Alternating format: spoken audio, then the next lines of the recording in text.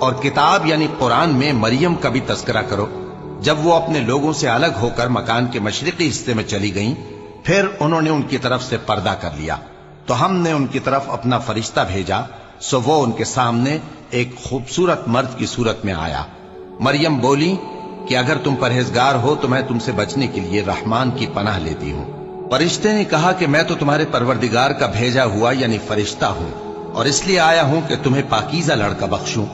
مریم نے کہا کہ میرے ہاں لڑکا کیوں کر ہوگا، جبکہ مجھے کسی مرد نے بطور شوہر چھوا تک نہیں، اور میں بدکار بھی نہیں ہوں۔ فرشتے نے کہا کہ یوں ہی ہوگا، تمہارے پروردگار نے فرمایا کہ یہ مجھے آسان ہے، اور میں اسے اسی طریق پر پیدا کروں گا تاکہ اس کو ہم لوگوں کے لیے اپنی طرف سے نشانی اور ذریعہ رحمت بنائیں، اور یہ کام مقرر ہو چکا ہے۔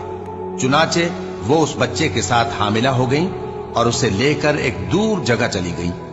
پھر درد ذہ ان کو کھجور کے تنے کی طرف لے آیا، کہنے لگی کہ کاش میں اس سے پہلے مر چکتی اور بھولی بسری ہو گئی ہوتی۔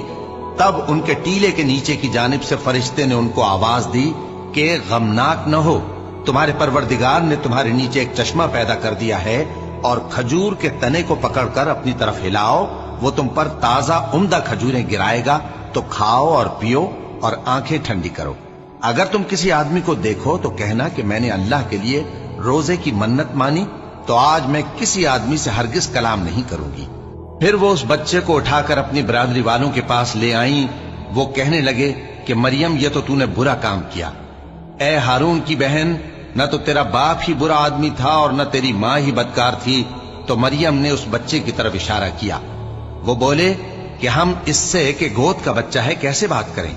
بچے نے کہا کہ میں اللہ کا بندہ ہوں، اس نے مجھے کتاب دی ہے اور نبی بنایا ہے، اور میں جہاں ہوں اور جس حال میں ہوں اس نے مجھے صاحب برکت بنایا ہے، اور جب تک زندہ ہوں مجھ کو نماز اور زکوٰۃ کا ارشاد فرمایا ہے، اور مجھے اپنی ماں کے ساتھ نیک سلوک کرنے والا بنایا ہے، اور سرکش و بدبخت نہیں بنایا۔